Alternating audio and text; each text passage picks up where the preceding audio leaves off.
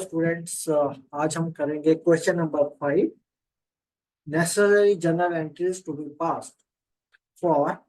आज हमारे पास एक स्पेसिफिक टाइप की ट्रांजेक्शन है जिसे हम कहेंगे कि बैड डेट्स जिसमें होंगे, और जिसमें होगा कि हमारा कोई ऑलरेडी बैड डेट हो गया है, और अगर उसके बाद बैड डेट होने के बाद अगर हमें पैसा मिल जाता है तो क्या है। ठीक है, चलिए स्टार्ट करते हैं पहली ट्रांजेक्शन से।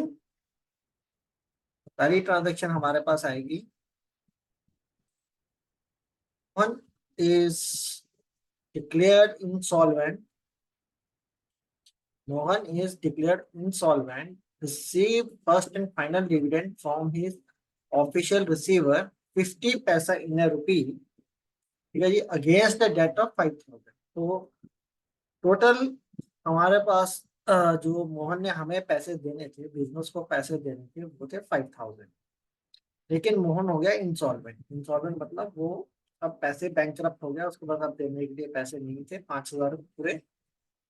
तो फाइनल जो हमारे पास उससे क्वेश्चन बैठी, बातचीत करने के बाद पता चला कि वो हमें 1 रुपए में 50 पैसे देगा, यानी कि 50%। ठीक है, 50 पैसे, 50 पैसा ऑफ 1 रुपी क्या हो गया, 50% ऑफ 1 रुपी। ठीक, तो इसका मतलब मोहन जो है वो हमें 5,000 में से सिर्फ 2,500 रुपीज देगा, फुल एंड फाइनल। और 2,500 है वो हमारे हो गए हैं क्या, बैड डेट्स। ठीक है, तो अब देखिए इसमें कौन कौन से अकाउंट पहले आ रहे हैं। एक तो कैश, क्योंकि हमें कैश मिला है। एक बैड डेट्स। बैड डेट्स क्यों, क्योंकि जो 2,500 रुपीज नहीं मिले हैं और वो पैसे डूब गए हैं, तो वो हमारा क्या हो गया, बैड डेट्स। और तीसरा, किसने दिए हैं ये पैसे और किसके किसके अगेंस्ट बैड डेट हुआ है, वो है मोहन ने। ठीक है जी, चलिए। कैश एसेट है, बैड डेट्स एक्सपेंस है, और मोहन यहाँ पे एसेट था, क्योंकि हमने मोहन से पैसे लेने थे, इसलिए मोहन क्या है, एसेट है। यहाँ पे एसेट इंक्रीज हुआ है तो डेबिट, क्योंकि कैश मिला है। ठीक है जी, कैश मिला, 5,000 में से 2,500 तो मिल गया, कैश बढ़ गया। और 5,000 में 2,500, 2,500 क्या हुआ है, एक्सपेंस हुआ है, बैड डेट्स इंक्रीज हुए हैं, यानी कि जो हमारा लॉस है वो बढ़ गया है या एक्सपेंस बढ़ गया है, इसलिए इंक्रीज है तो डेबिट। और मोहन मोहन से हमें 5,000 लेने थे, अब उसका बैलेंस हो गया 0, तो एसेट कम हो गया, तो इसलिए क्या हो जाएगा, डिक्रीज, मतलब क्रेडिट। अब 2,500 कैश कितने का, 5,000 का 50%, यानी कि 2,500, और 2,500 हो गए बैड डेट्स। तो टोटल आ गया हमारे पास 5,000 रुपीज। राइट, अब हम करते हैं नेक्स्ट एंट्री। नेक्स्ट ट्रांजेक्शन देखते हैं क्या दिया हमें। नेक्स्ट ट्रांजेक्शन में दिया है ₹8,000 due from Ramesh is not recoverable. अब इस ट्रांजैक्शन में रमेश से 8,000 रुपया लेना था, बट वो अब रिकवरेबल ही नहीं है, मतलब कि उसमें से कुछ भी नहीं मिलेगा। तो इस केस में क्या हुआ, अकाउंट कौन कौन सा आएगा, एक बैड डेट्स और दूसरा रमेश अकाउंट। ठीक है जी, क्यों, रीजन, कैश क्यों नहीं आया, क्योंकि इसमें से कोई भी पैसा नहीं मिल रहा है। 8,000 का 8,000 बैड डेट हो गया। तो बैड डेट एक्सपेंस है, रमेश एसेट था। एक्सपेंस इंक्रीज हो गया, यानी कि बैड डेट्स इंक्रीज हुए हैं, तो उसको डेबिट करेंगे। और रमेश का बैलेंस खत्म हो गया है, तो उसको क्या करेंगे हम, क्रेडिट, क्योंकि एसेट है, डिक्रीज हो गया।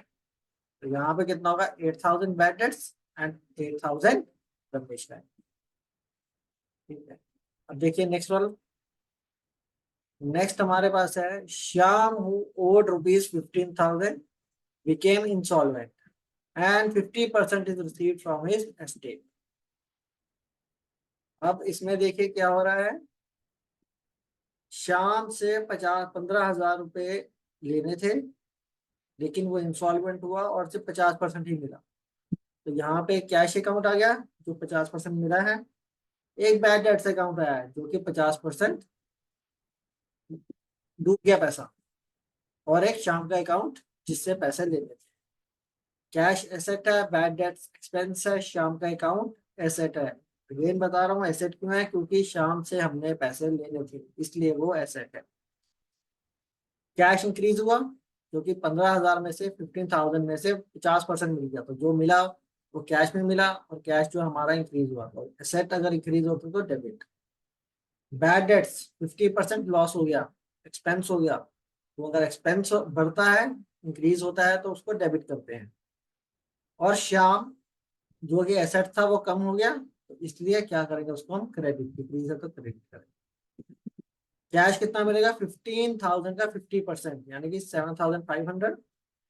बैड डेट्स 7,500, 50% है, और टोटल 15,000। क्या है? अब लास्ट एंट्री देखते हैं इसमें। ट्रांजैक्शन हमारे पास है, receive ₹10,000 in cash from Sohan for bad debts right of last year. ठीक है, ये एक टिपिकल एग्जांपल ट्रांजैक्शन है, जो कि हमने पहले 3 जो ट्रांजैक्शन किए उसमें नहीं है। अब इसमें यह कह रहा है कि 10,000 इन कैश फ्रॉम सोहन हमें मिला है for bad debts return of, जो हमने ऑलरेडी राइट ऑफ पिछले साल कर दिए थे। हमें था कि सोहन से तो कोई पैसा मिलना नहीं है, तो हमने उसको क्या कर दिया, बैड डेट्स। तो जब हमने बैड डेट्स किया तो सोहन का अकाउंट जीरो कर दिया। आपने देखा होगा, जैसे हम पिछले अकाउंट में देखते हैं, इस ट्रांजेक्शन में देखते हैं कि जब हमें पता चला कि शाम ने कोई पैसा नहीं देना है, जितना पैसा था उसने दे दिया, उसके बाद हमें उससे कुछ नहीं मिलेगा, तो हमने क्या किया था, जितना पैसा नहीं मिला उसको बैड डेट्स में डाल दिया, और शाम का अकाउंट हमने जीरो कर दिया, यानी कि 15,000 उसके अकाउंट में डेबिट था, हमने यहाँ पे 15,000 क्रेडिट कर दिया। तो इसका क्या मतलब हो गया था, शाम के अकाउंट में कोई बैलेंस नहीं है। बराबर। अब यहाँ पे हमें कहा जा रहा है कि सोहन से हमें 1,000 कैश मिला है पिछले साल का, जो कि हमने बैड डेट्स ऑलरेडी कर दिया। तो इस केस में हमारे पास क्या बनेगी एंट्री, इस केस में एंट्री बनेगी कैश अकाउंट डेबिट, क्योंकि कैश हमें 10,000 मिला है। और क्रेडिट में क्या करेंगे, क्रेडिट में हम सोहन नहीं करेंगे, क्योंकि सोहन का अकाउंट हमने ऑलरेडी जीरो कर दिया था पिछले साल। इसके लिए हमारा एक नया अकाउंट आता है, इसका नाम आता है बैड डेट रिकवर्ड अकाउंट। ठीक है जी, ये हो गया हमारे पास बैड डेट रिकवर्ड अकाउंट। तो कैश कितना है, जो कि एसेट है, पहले क्लासिफाई कर रहे थे वो एसेट है, और बैड डेट रिकवर हमारा इनकम हो गया, क्योंकि जो पैसा डूब गया था अगर हमें मिल गया तो हमारी इनकम होगी ना। तो यहाँ पे हम इसको इनकम लिखते हैं। कैश एसेट हमारा इंक्रीज हुआ, तो इंक्रीज होगा एसेट तो डेबिट, और इनकम इंक्रीज होगी तो क्रेडिट। कितनी, 10,000 है।